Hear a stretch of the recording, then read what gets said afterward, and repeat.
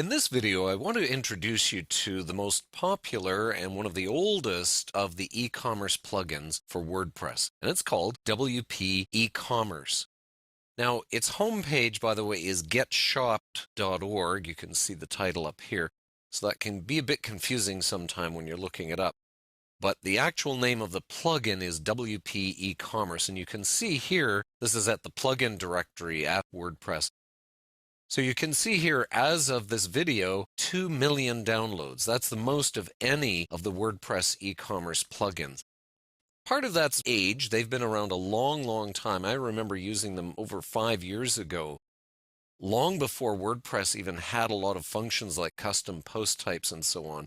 And it was amazing what they did at that time, but it was pretty clunky.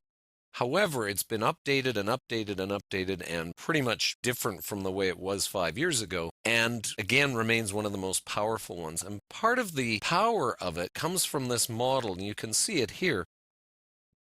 And everybody else is following this model basically. You download the plugin for free, all right, and it does a lot out of the box, and then you buy upgrades after that. Now, a lot of them these days, there's a lot of functionality you have to buy. One of the great things about WP e-commerce is not only is it great out of the box, but it has a huge number of free plugins. And so the model is very much like WordPress itself, right? You have a core that you build, and then you add on functionality as you need it. And look at, these are all free additions onto here. Integrating with things like MailChimp or Aweber and all of those. We've got shipping modules like this one for Canada, for example. I mean, I paid $35 for a module for a different plugin. These are all free. So there's a lot of support behind this. And again, one of the difficulties with any kind of e-commerce is that it's very personal. And so what you may need, I don't need. And what I need, you don't need. So here's a way of solving that problem is you make plugins for it to do particular things that the core project doesn't do. Having said that, right out of the box, WP e-commerce is extremely powerful. So let's go and let's add it in here with our plugins. We're going to add new, and we go WP e-commerce. It's important to have the dash in there, makes it easier to find it, e-commerce. And there it is, right off the bat. Now you'll see it doesn't have huge ratings, and that's partly because it's been around a long time and it didn't have great ratings early on. It is much improved now, so I have no hesitation in recommending it at all. So let's go and install it right now.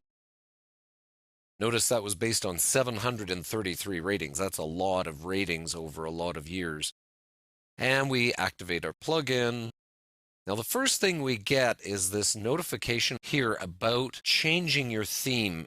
Not your theme per se, but the files for WP e-commerce to make it compatible with your theme, let's say. You don't have to worry about any of that. And actually, I would just click here to remove the box. I'll show you when it says here, if you go here and it says update your active theme, what they're doing is they're taking you to the settings page and the presentation area. And in fact, you can do some very interesting things here, which is copy the files from WordPress e-commerce and put them into your theme. And it allows you to literally directly edit some of these files. We're going to get into all of that later when we talk about presentation and theming.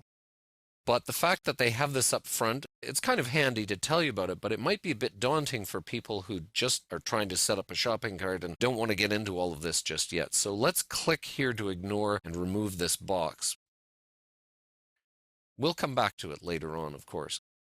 So what you have is a store settings under the settings file. This is a bit different than some others. You don't have a separate place for it here. There's a separate box for products, and of course we'll be getting to that. But the store settings itself are not in a separate menu tab. They're under settings down here.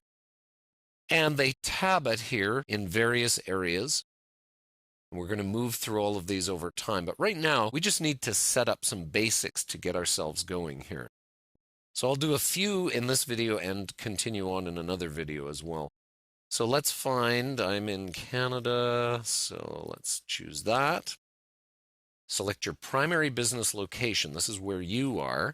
and I'm going to choose my province. So this pops up after you've chosen your country. Now our target markets, who are we going to be selling to? I find this a little bit awkward to use compared to some others because you've got to do a lot of scrolling and so on.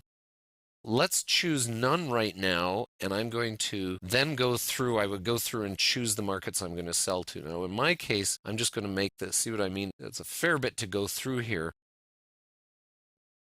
And I'm going to say USA and let's say the UK, actually. Do they do it as UK? Oh, yes, they do it that way. All right. Let's say we're going to do it that way. All right. There's a whole lot we're going to come back to as we need it here, but what do we need to get started? There's some stuff about SEO here. By default, it's turned off here, and it shows you how it's going to create URLs. We'll again get into that separately. Let's choose our currency here.